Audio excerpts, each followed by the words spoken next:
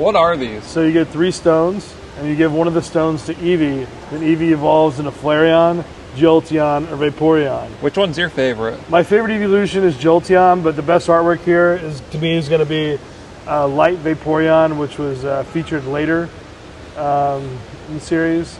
But I think the most iconic artwork people are going to love is this Eevee. So these say beta playtest cards, all of them do. Does that mean this is the first ever cards that were created? Not quite. Pokemon went through a few different iterations of cards to get to the current state design. As you know, Pokemon was mostly designed to be a video game or something that players would play. And then the TCG, the anime, all that sort of spun off of the video game as sort of like a subsequent way to build the brand, this and that. And so this is probably the 3rd or 4th iteration of cards that to actually get to the point where you have the card box in the middle, HP, card name, the level, you got a little description of the card down here, attack with energies. You can see the energies don't even really, they have a little bit of color, but outside of the color, they don't really have anything. And so this is probably like the 3rd or 4th time of like getting to this point. But with these cards in particular, Ken Sugimori first did 2 151 designs of those first 151 cards in the Pokedex, the Kanto Pokemon. And then the early card designs, they use only a handful of cards. Then they went from 26 to cards in the 80s, and then eventually they did a 151 card set for the beta playtest. And this is the first time they actually included the Eevee, the evolutions in a set. So this could be considered to be the first Eevee card ever made. Same with Vaporeon, Jolteon, Flareon. This would be the first time that these actually got to that design phase in a trading card. So while they're not the first cards ever made, it is the first time Eevee ever appeared on a card. This was never released to the public. It's something that was meant to be an internal, just testing sort of document, testing thing. And this was released to the public through one of the founding members of Pokemon, Takumi Akabane. And he's been selling his collection off for a number of years. And it looks like he finally got to these. And I think he was kind of shocked at how many people loved them. And right now people are going kind of crazy over them. So there's probably maybe 10 or so sets of these that'll be released. I think there's maybe 15-ish sets total, less than 20 probably. But these 10 sets should be in the public at some point. Did you purchase these directly from Akabane? No, but I was in contact with him and his team. I had the team fly out to the United States, want to make sure that it was something real, it was something legitimate. And then I took these cards straight to CDC. CDC said, hey, where'd you get it from? I gave them all the broker information. And then as part of the authentication process with CDC, it's a broker they've dealt with before, they're familiar with them. And they went out of their way to also reach out to Akabane to verify these cards are legitimate. One, just what they are exactly, and then also the cards that you actually see here, this exact copy, that he verified those as well too. So they went above and beyond. And then CDC also has processes they use on their side to verify authenticity, such as aging the cards, looking at the color composition, the material composition, making sure that they match other cards they've had at their headquarters. And if anything's off, they won't encapsulate the card. So getting these actually in CDC cases was a huge win because one, it just says they're like the other cards they already have. And then two, CDC offers a financial guarantee.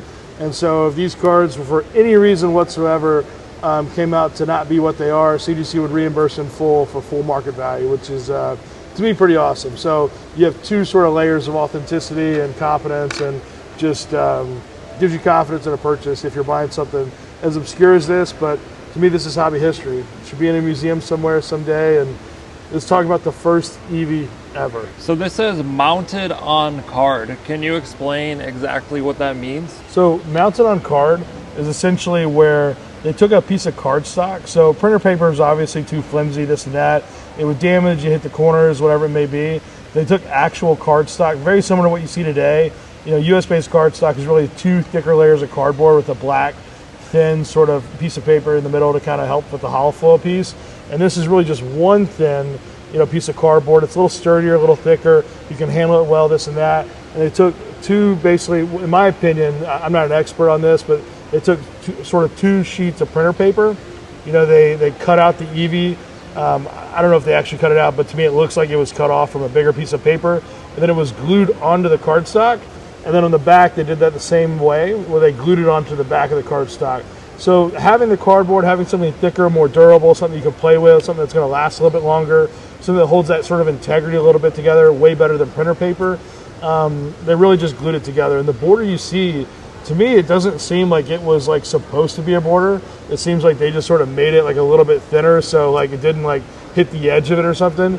Then it came out to be a cool border, because some of these cards actually don't have, you know, perfect centering. It gets Vaporeon's a little off left or right.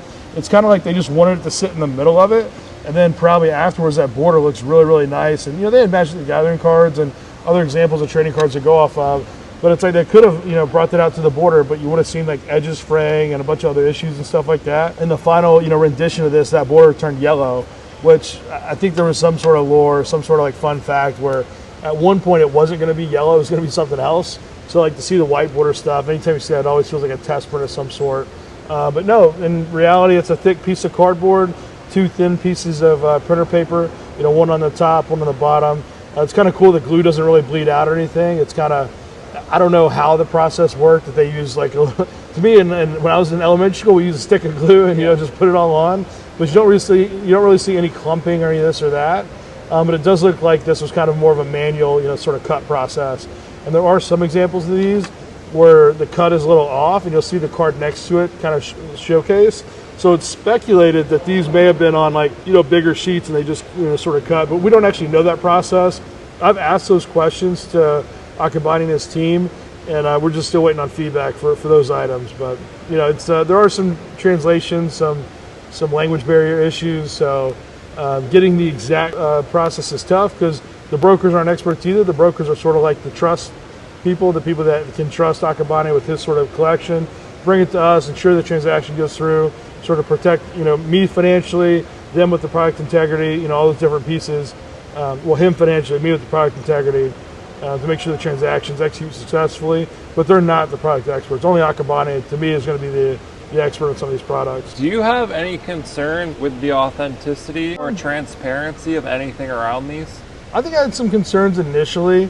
My initial concerns are, why are these so clean? Why do they look so sharp? You know, they're calling this a playtest card, but very clearly this was never played. You will see some edge wear on some of the corners, you know, up here and around, where it's a little bit of fraying or a little bit like it got nicked or something. But I mean, this cardboard is really sturdy. It's a really nice cardboard to where it can like hold.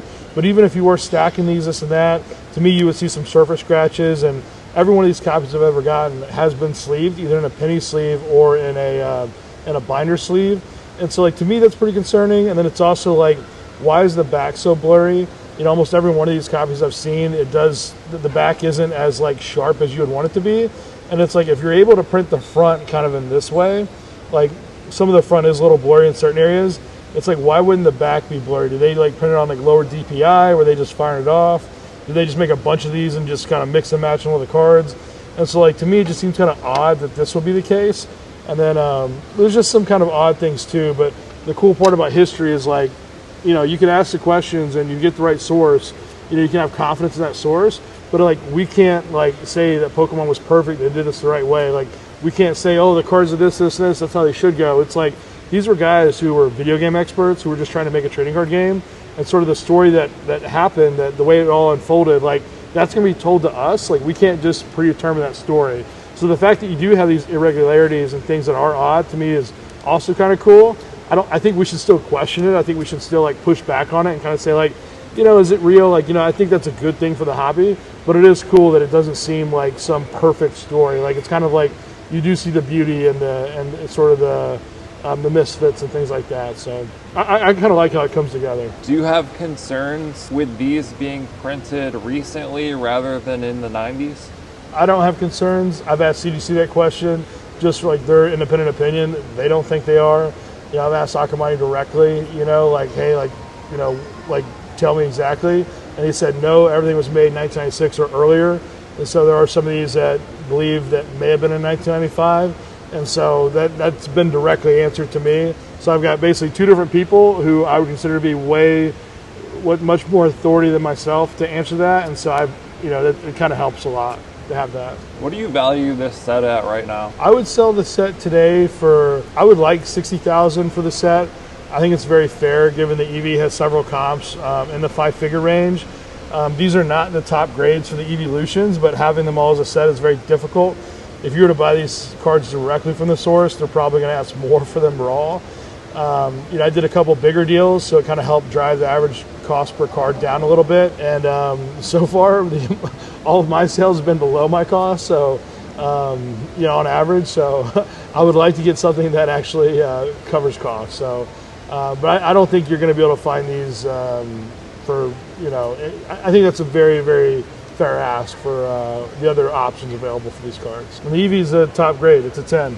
And these are all have the Suga Momori error, correct? So the Kin Sugimori, with these cards, there were some pretty common errors on a lot of the cards. And so if you see here in the EV, there's the letter G kind of right in the middle. There are a number of beta playtests that do have that random G in the middle. Then also, like with these cards, you know, you have the Vaporeon, it's Pokedex 134, you know, then you have 135, 136. But Eevee actually is Pokedex number 133. But if you look in the Eevee, it's actually Pokedex number 128.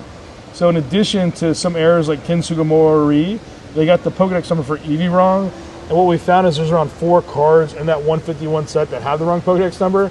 And can you guess the card that the biggest card that has the wrong Pokedex number? Charizard. They put it as number 5, and it should be number 6. Interesting. That was corrected in other versions of playtests, but there are about half the playtests that have Charizard as number 5. The other half has it as number 6. I think it's Machoke has the Pokedex number wrong again. I think they put it as like 58, and it should be like 65. And then there's one more Pokedex number at the top. But you know, I've asked people to go through, look at the Japanese text, you know, see what else has changed. You will see some height and weight changes here and there, but in large part, you know, this is still Pokemon where it's still evolving, it's still getting to where it is today. So the final actually cards, while they are very similar to these, they're not one-to-one to the final releases because this still is in the development stage. These cards were never intended for release, and so if someone finds a Japanese release card with the letter G somewhere, I would think that'd be a pretty rare card.